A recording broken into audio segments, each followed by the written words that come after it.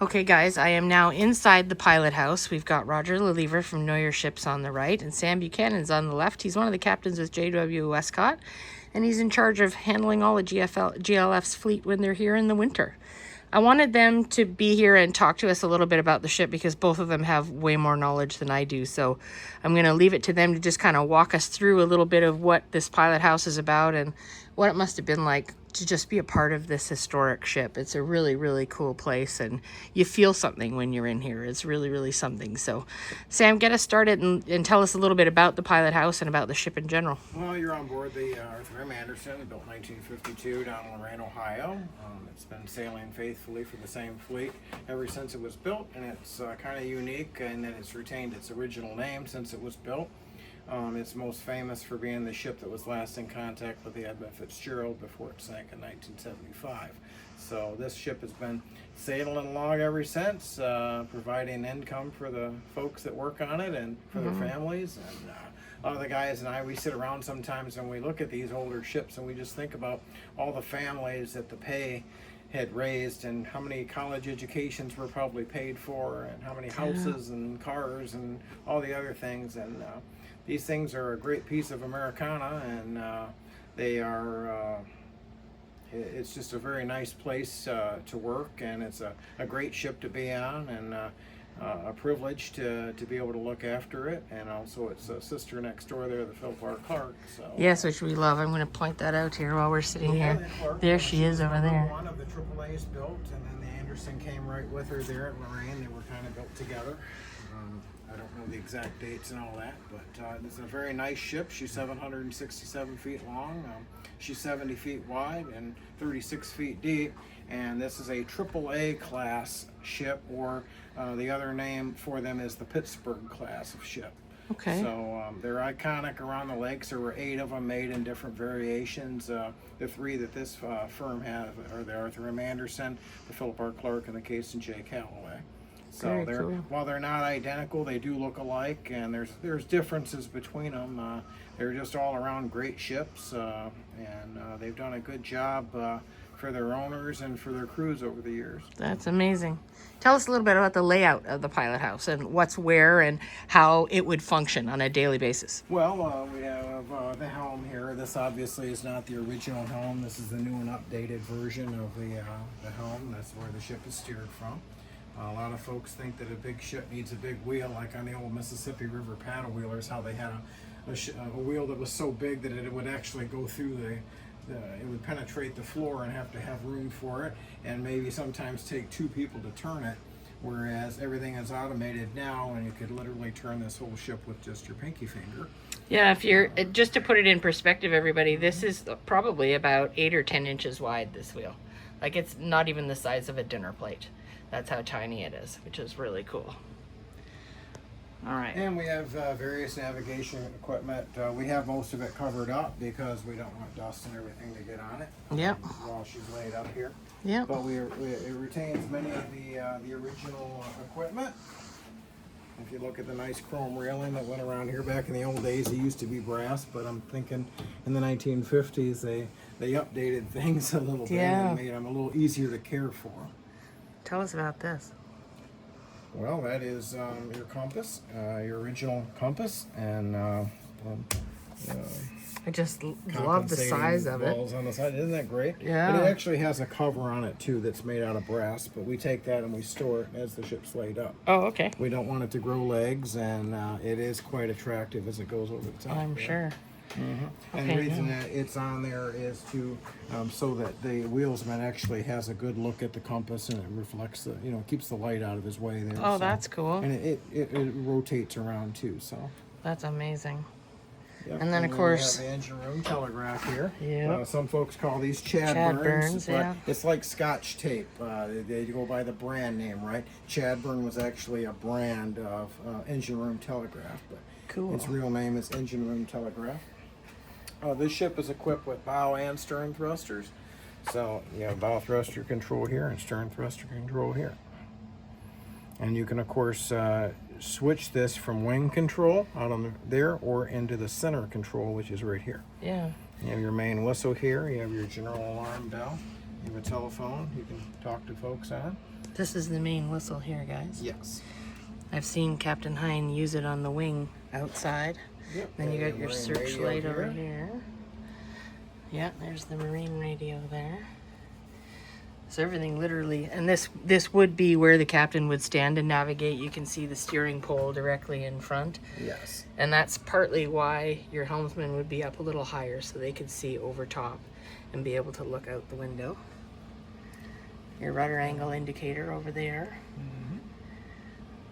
Cool.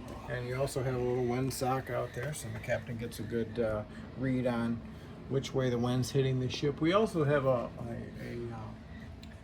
weather station up here. It's not on right now. It'll show you the wind direction and as how it's hitting the ship. Cool. So, and then the speed and the gusts that come along with it. Just to give you an idea, there's windows all around. You'll notice there's fans over every window. Yeah, that's something that was added. Now, originally in this original configuration, all this stuff wouldn't be here. There might be one radar, and then later on there was 2 radars.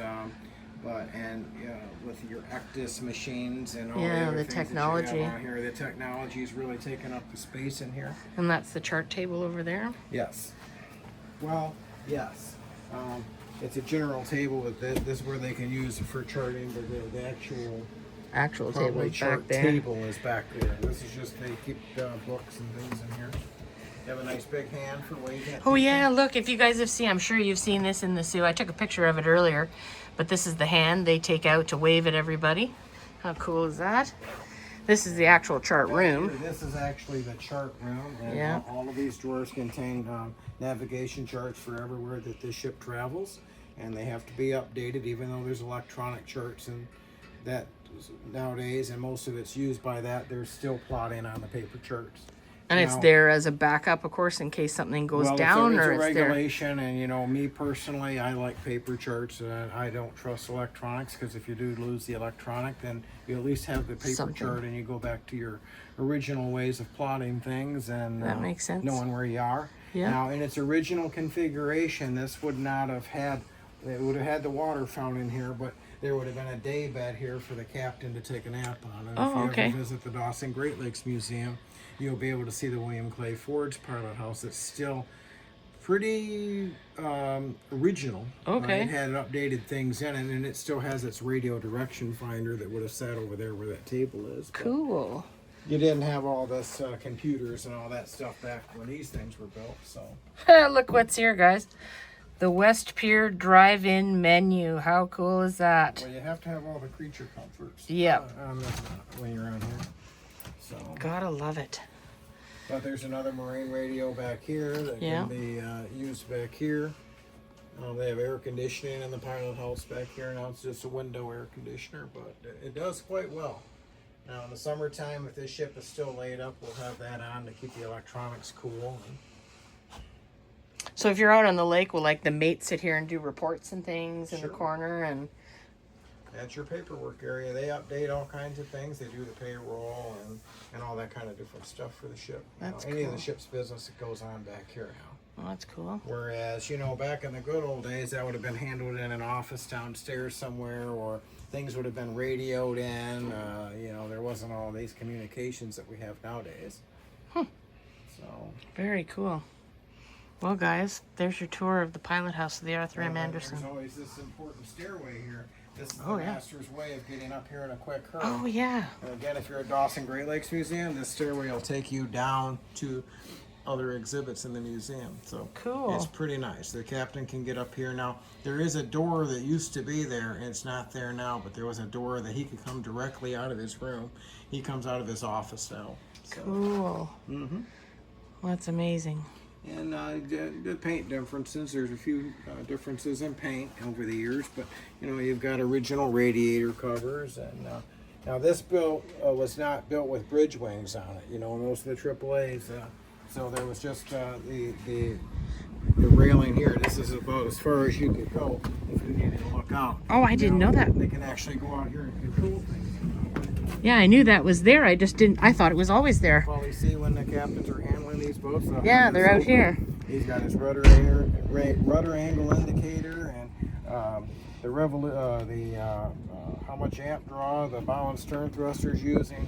He's got a lot at his fingertips now. Yeah. So. And they salute from here too. Over here for his coffee. Yeah, and the salute thing that everybody likes too. Yeah. Yeah, They that's don't have what the they whistle use. on right now. If they did, I'd pull it for you. They Last year I was on the Clark when they had installed a new whistle new whistle control, and I was just fiddling with it to see what it was like, and it actually blew the whistles. Kind of scared me. Oh, that's hilarious. Well, there's the Clark over there. Yeah. Oh, look, there's a U of M flag up there. There's the name board on this side. And if you look around you can see the CSX full dock over there. Oh, yeah.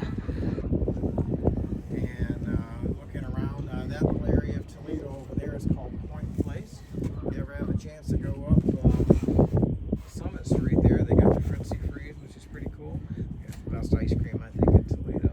Cool. And then there's Rudy's Hot Dog a little bit further up. They have excellent milkshakes. And then, of course, there's Tony Paco's, wherever that is. Tony Paco's, you probably passed that on the way in, right at Front Street. Yeah. Right there. Now, me, I prefer Rudy's Hot Dog. That's a plug for Rudy's Hot Dog. Cool. The boys sometimes will get in and they'll drive all the way over there just to get them a Rudy's Hot Dog. Wow. Yeah. Very cool. Well, guys, here we go. Your wonderful tour of the pilot house of the Anderson. That's Tony Paco's is a console in front. I think remember Klanger talking about it on MASH? That makes sense because it's all MASH stuff in there. I heard yesterday. Well, you know, everybody famous that's ever been here signs a hot dog, and they have it in a plastic cover. So you've had everybody from Bill Clinton to Jamie Farr and everybody in between that's been there. Wow. Although they haven't asked for a Capt Sam hot dog yet. I think they should. I'm waiting on it. I think they should. Yeah, all right. Okay, guys, we're going to keep going. So I will end this here, and we'll get some more for you as soon as we can. Hope you're having a great weekend. Thanks, Captain Sam. Oh, you're welcome, and don't forget Roger over there. Hello again. Thanks, Sam. Okay, guys, we'll talk to you later. Bye for now.